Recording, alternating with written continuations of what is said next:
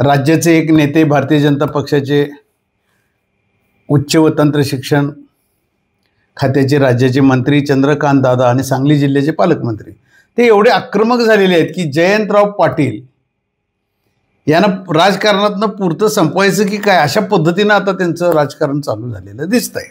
कारण जयंत पाटलांचे जेवढे काही एकनिष्ठ असतील, समर्थक असतील, येतात त्यांना भारतीय जनता पक्षामध्ये घ्यायचं आणि जे नाहीत त्यांना आपल्या पद्धतीनं आपण कसा कार्यक्रम करायचा, हे कार्यक्रम हा करायचा शब्द जयंत पाटलाचा पण करायला लागलेत कोण, तर चंद्रकांत दादा पाटील.